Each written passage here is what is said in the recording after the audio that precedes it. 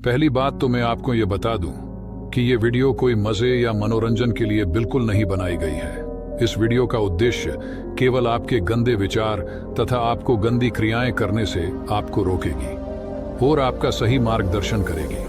आजकल की दिनचर्या में इतना ज्यादा सेक्सुअल कंटेंट या अश्लीलता फैल रही है जिसकी कोई हद नहीं है। और एक विद्वान ने कहा था कि किसी देश को अगर बर्बाद करना है तो उस देश में अश्लीलता, कामुकता या नग्नता फैला दो। वो देश एकदम तो बर्बाद नहीं होगा, लेकिन वो धीरे धीरे अंदर ही अंदर खोखला और बर्बाद होता चला जाएगा। तो चलिए चलते हैं गौतम बुद्ध के उन उपदेश की तरफ जो हमें कामुकता तथा गंदी क्रियाएं नहीं करने में हमारी मदद करेगी। एक बार एक व्यक्ति एक बौद्ध भिक्षु से कहता है, मुनिवर, मैं किसी भी औरत के बारे में गंदे गंदे विचार सोचने की आदत से बहुत परेशान हूं। और आपसे तो क्या ही छुपाना गुरुदेव, मैं कभी कभी इन गंदे विचार से तंग होकर मैं कभी कभी वैश्याओं के पास भी चला जाता हूं। और तो और महात्मा, मुझे हस्त मैथुन की आदत ने भी जकड़ लिया है। मैं इन गंदी क्रियाओं को करके मुझे अपने आप पर बहुत ही ज्यादा घिन आती है और इन क्रियाओं को करके मुझे आत्महत्या करने का भी मन करता है। गुरुदेव, मैं क्या करूं, अब आप ही बताइए। और इन गंदे विचार से मुक्त होने के लिए कृपया आप कोई ना कोई समाधान बताएं। बौद्ध भिक्षु ने कहा, नहीं, तुम गंदे विचार सोचने की आदत से परेशान नहीं हो, बल्कि तुम इस बात से परेशान हो कि तुम्हारे मन में ना चाहते हुए भी वो सारे गंदे विचार चलते रहते हैं जिनके बारे में तुम सोचना नहीं चाहते। अगर किसी व्यक्ति के मन में लगातार अच्छे विचार आ रहे हैं तो वो कभी नहीं कहेगा कि मैं ज्यादा सोचने की आदत से परेशान हूं, बल्कि वो कहेगा कि मैं तो चिंतन या भविष्य की योजना बना रहा हूं। चिंता और चिंतन में यही फर्क होता है कि चिंता के समय व्यक्ति के मन में वो एक ही प्रकार का विचार बार बार चलता रहता है जिसके बारे में वो बिल्कुल सोचना नहीं चाहता। लेकिन चिंतन के समय व्यक्ति के मन में अच्छे और सकारात्मक विचारों की एक लयबद्ध प्रक्रिया बन जाती है जो उसे अंदर से आनंद से भर देती है। तो चिंता और चिंतन दोनों अवस्थाओं में व्यक्ति के मन में विचार ही चलते हैं, लेकिन गंदे विचार की अवस्था में व्यक्ति के मन को डर और पीड़ा से भर देती है।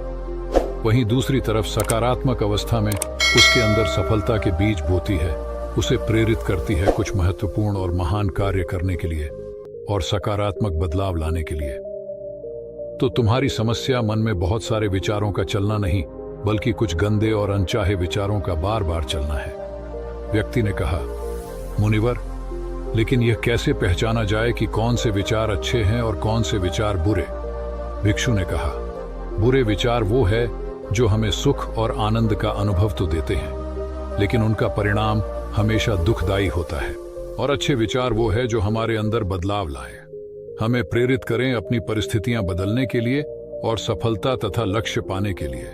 हालांकि शुरुआत में अच्छे विचारों पर काबू करना मुश्किल होता है, लेकिन उनका परिणाम हमेशा सुखद ही होता है। उदाहरण के लिए मन में एक विचार आ सकता है कि चोरी कर लेता हूं, जल्दी अमीर बन जाऊंगा।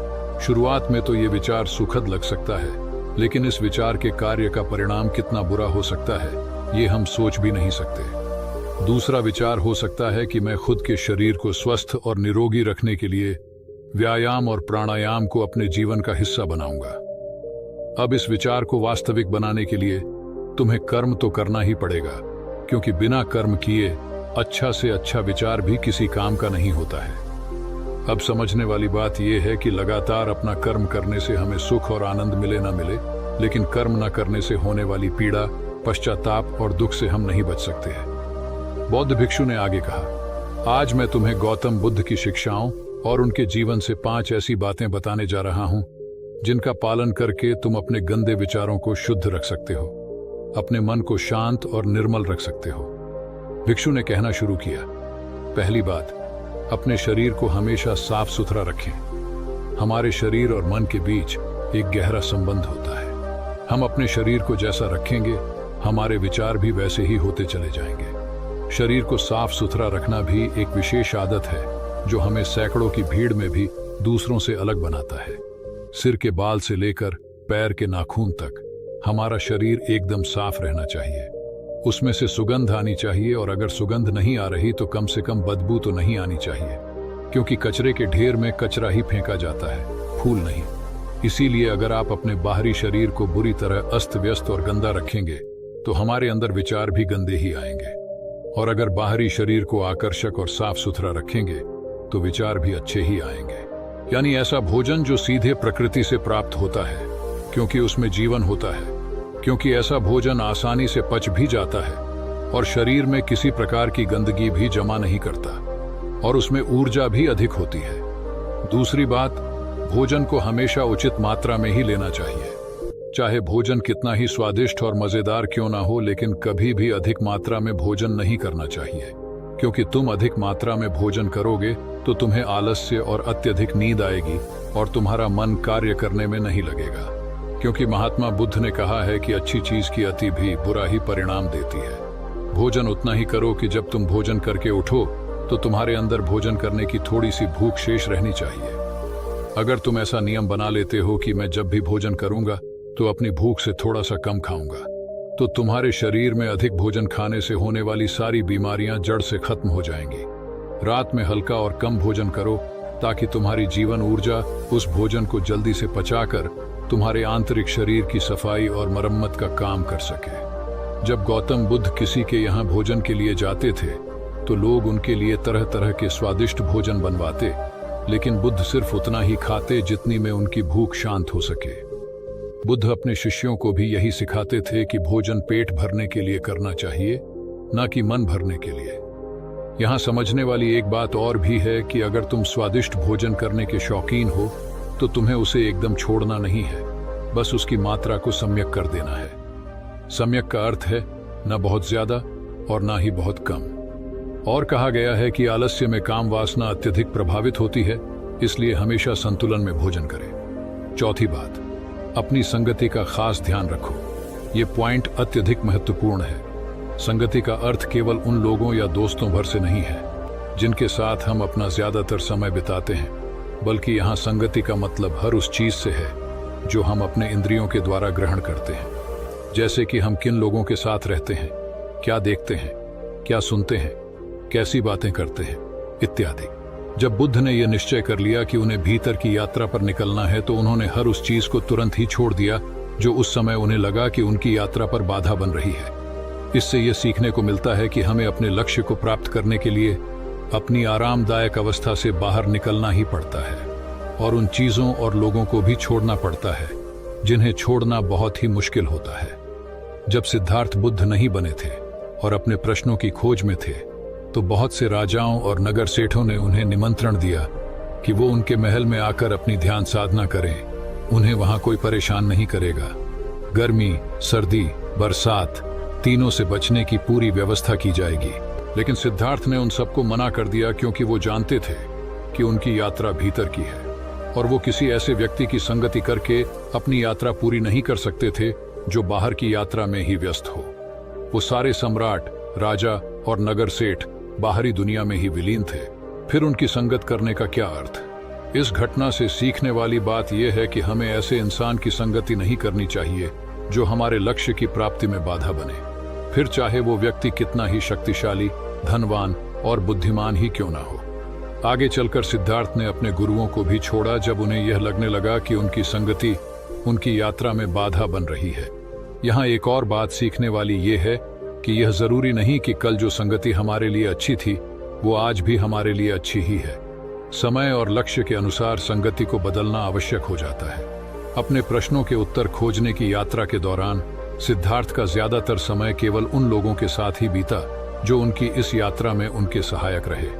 भिक्षु ने आगे कहा, पांचवी बात, जो भी सीखा है उसे अपने अभ्यास में लाओ। तुमने ध्यान साधना के बारे में सुन लिया, लेकिन अगर तुमने उसे अपने जीवन में उतारा नहीं, यानी ध्यान किया ही नहीं, तो फिर सुनने का क्या लाभ? अच्छा, देखने और सुनने के बाद भी लोगों की जिंदगी में बदलाव न आने का यही एकमात्र कारण है कि लोग अच्छा देखते और सुनते तो है, लेकिन वह उसे अपने जीवन में अनुसरण या अपनाते नहीं है और फिर शिकायत करते रहते हैं कि जिंदगी में बदलाव नहीं आ रहा। इसीलिए जो भी अच्छी संगति में सीखा है उसे अपनी जिंदगी में उतारो भी। गौतम बुद्ध की है सबसे बड़ी खासियत थी कि अपने ज्ञान की खोज के दौरान उनके गुरु उन्हें जो भी सिखाते वो तुरंत ही उस पर काम करना शुरू कर देते। वो कभी भी आज का काम कल पर नहीं टालते थे। इससे उन्हें तुरंत ही यह पता चल जाता कि कौन सी चीज काम की है और कौन सी नहीं। इसलिए जो भी अच्छा सीखा है उसे अपने दैनिक जीवन में लाओ। एक बात और, कुछ लोग काम वासना के विचार को गलत समझते हैं, लेकिन काम वासना का विचार आना गलत नहीं है जब तक कि तुम उसे अति में न सोचने लगो। मन में काम वासना का विचार उठना उतना ही स्वाभाविक है जितना भूख लगने पर भोजन का विचार उठना। इसीलिए काम वासना के विचार को गलत मत समझो। इंसानी जीवन को आगे बढ़ाने के लिए इस विचार का उठना बेहद जरूरी है। सबसे पहले तो तुम ये निश्चित करो कि तुम एक काम वासना में विलीन होना है या इससे ऊपर उठना है। अगर विलीन होना है तो पूरे होश के साथ विलीन हो, इसे पूरा अनुभव करो। फिर इसके बारे में मन में किसी प्रकार की पश्चाताप का भाव मत रखना, क्योंकि यह कोई पाप नहीं है। और अगर तुम्हारा लक्ष्य इससे ऊपर उठना है तो फिर सीखो कि कैसे काम वासना से ऊपर उठा जा सकता है। एक सुगंध अंदर की भी होती है जो कि सकारात्मक विचार और शांत मन के होने से आती है। ये सुगंध हर उस व्यक्ति के शरीर से आती है जो अंदर से शांत हो चुका है। गौतम बुद्ध के शरीर से भी एक मनमोहक सुगंध आती थी जो हर उस व्यक्ति को मोहित कर लेती थी जो उनके संपर्क में आता था। बुद्ध के चेहरे की आभा भरी शांति और उनके शरीर की मनमोहक सुगंध से कोई भी व्यक्ति प्रभावित हुए बिना रह नहीं पाता था। दूसरी बात, अपने शरीर के अंदर की गंदगी को बाहर निकालो, यानी अपने शरीर को अंदर से साफ करो, और यह संभव है शारीरिक तप के माध्यम से। शारीरिक तप से मतलब है कि हर रोज व्यायाम करना और समय समय पर उपवास रखना। ये दोनों ही काम हमारे शरीर में जमा गंदगी और चर्बी को बाहर निकाल शरीर को भीतर से साफ कर देते हैं। और जब शरीर अंदर से साफ और स्वच्छ होगा तो मन में शरीर को लेकर उठने वाले नकारात्मक और गंदे विचार खत्म हो जाएंगे और उनकी जगह अच्छे व स्वस्थ विचार जन्म लेंगे। अब देखते हैं कि गौतम बुद्ध शरीर को स्वस्थ रखने के लिए शारीरिक व्यायाम कैसे करते थे। बुद्ध को बड़े बड़े नगर के सेठ और राजा महाराजा अपने यहाँ भोजन पर आमंत्रित करते थे और वो बुद्ध को महल तक लाने के लिए अच्छे से अच्छे रथ और घोड़ा गाड़ी भी भेजते थे। लेकिन बुद्ध कभी भी रथ या घोड़ा गाड़ी पर नहीं चढ़ते थे, वो हमेशा पैदल ही जाते थे, फिर चाहे यात्रा कितनी ही लंबी क्यों ना हो। बुद्ध कहा करते थे कि ये शरीर बना ही परिश्रम करने के लिए है। लोग परिश्रम ना करके अपने शरीर को कमजोर, असाध्य और रोगी बना रहे हैं। पैदल चलने से शरीर को कष्ट होता है और शरीर को जितना कष्ट होता है शरीर उतनी ही अच्छी अवस्था में रहता है। दोस्तों, एक्सपर्ट का मानना है कि फिट रहने के लिए रोज जिम में 1-2 घंटे मेहनत करके पसीना बहाना जरूरी नहीं है, बल्कि इसकी जगह अगर आप हर रोज सिर्फ 10,000 कदम चलते हैं तो यह आपके शरीर के लिए एक कंप्लीट एक्सरसाइज का काम करता है। रोजाना 10,000 कदम चलने से न केवल आपका वजन कम हो सकता है, बल्कि आप कई बीमारियों से छुटकारा पा सकते हैं। एक नॉर्मल इंसान जिसका अधिकतर समय ऑफिस में अपने कैबिन के कुर्सी पर गुजरता है, उसे एक दिन में 10,000 कदम चलना शायद उसके लिए नामुमकिन सी बात लगे, लेकिन वह सुबह उठ के दंड बैठक और पुशअप्स या योगा कर ही सकता है, जिससे वह हमेशा निरोगी और ऊर्जावान रहेगा, जिससे उसे कार्य करने में भी मन लगेगा। तीसरी बात, उचित और सम्यक आहार जैसा इंसान का आहार होता है वैसे ही उसके विचार हो जाते हैं। इसीलिए व्यक्ति को कभी भी गलत भोजन जैसे मैगी, बर्गर, पिज्जा, पकौड़ी, चाउमीन इत्यादि भोजन रोज की दिनचर्या में ज्यादा शामिल नहीं करना चाहिए, क्योंकि इनमें अत्यधिक मात्रा में मैदा और शुगर पाई जाती है जो मानव शरीर के लिए हानिकारक है, तथा व्यक्ति को मृत भोजन भी नहीं करना चाहिए। उसे अपने भोजन में ज्यादा से ज्यादा जीवित वस्तु को शामिल करनी चाहिए। अगर तुम इन 5 बातों को अपने जीवन में उतार लेते हो तो तुम्हारे दिमाग में अच्छे विचारों का एक चक्र बन जाएगा। फिर चाहकर भी तुम्हारे दिमाग में बुरे विचार नहीं आएंगे जब तक कि तुम इन आदतों को दोबारा से छोड़ ना दो। बौद्ध भिक्षु के मुंह से ये सारी बातें सुनकर उस व्यक्ति को अपने प्रश्नों का उत्तर मिल चुका था। उसने बौद्ध भिक्षु का धन्यवाद किया और वहां से चला गया। दोस्तों, मुझे पूरा भरोसा है कि आपको इस वीडियो से बहुत कुछ सीखने को मिला होगा। धन्यवाद।